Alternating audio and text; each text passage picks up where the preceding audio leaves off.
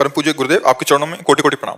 गुरुदेव, दुर्गा सप्तशती में लिखा है कि जो माँ दुर्गा जी को अपना सर्वस्व अर्पण कर दे उसको तो शरणागति मिलती है। माँ ने जितनी समझ, जितनी सामर्थ्य, जितनी शक्ति दी, मैंने अपना सर्वस्व अर्पण कर दिया। महाराज जी, कुछ तो कारण है कि इतना होने पर भी पूर्ण शरणागति नहीं हो रही। हाँ, अभी आपने समर्पण किया, आपको याद है इसलिए आपने समर्पण नहीं किया। ये हम स्मृति है ना, अहंकार विमूढ़ आत्मा करता हमिति मन्यते, मैंने ऐसा किया, क्या समर्पण किया? कुछ नहीं। आपको याद कहाँ है? जब आपको याद ना हो इस बात का कि मेरा कुछ है तो माँ का है, तो आपका क्या बनना है? फिर आप भी तो माँ के हैं, तो आप भी माँ स्वरूप ही हो जाएंगे।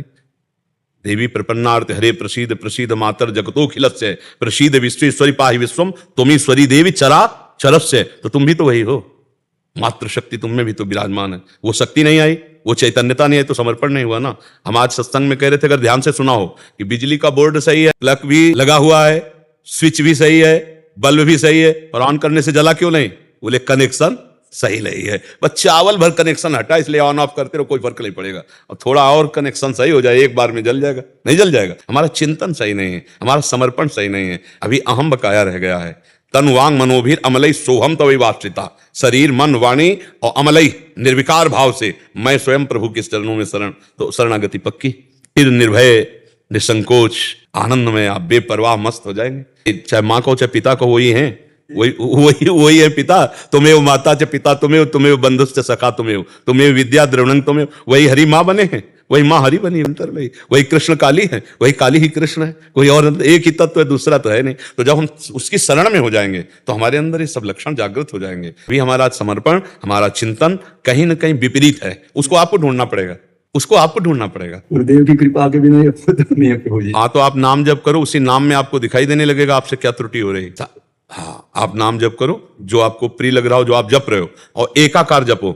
जैसे मान लो माँ, हम कह रहे हैं मान लो माँ, तो हमारे सामने माँ लिखा है, और माँ उसी के बीच में आ जाएगी जो गलती आपकी है, जो आपकी त्रुटि है, वो साधक के सामने आ जाती कि बार बार जलन होगा और ये होगा, ये गलती है, कैसे छूटे ये, बस जान लेना वो गलती आ जाएगी। पूरा का पूरा अंतःकरण की छानबीन भजन के समय होती है।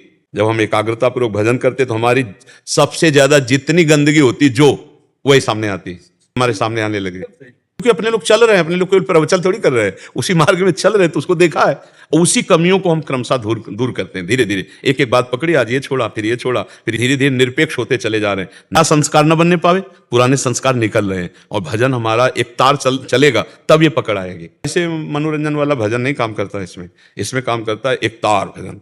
तनापूर्वक देख भी रहे हैं, वही सुन रहे हैं, वही हम अंदर से जप रहे हैं।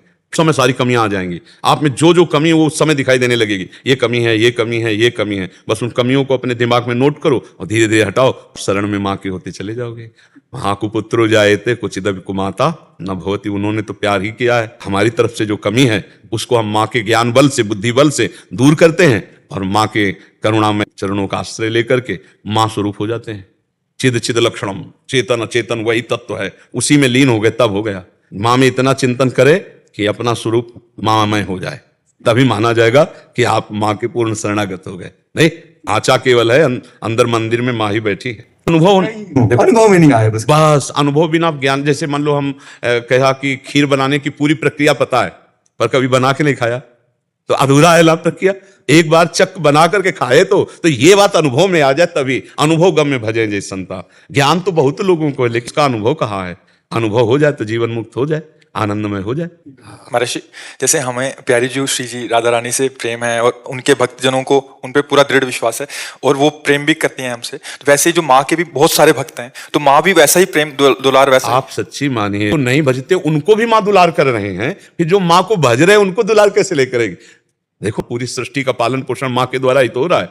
आद्या शक्ति त्रिगुणमयी माया माँ भगवती अम्बा ही तो पूरे जगत का पालन पोषण कर रही है। हरि की शक्ति से तो सब हो रहा है, तो शक्ति स्वरूपा यही तो है माँ, यही तो जगदम्बा है। तो हमें लगता है यदि हम प्यार से भजन करेंगे तो निश्चित यही सब हैं।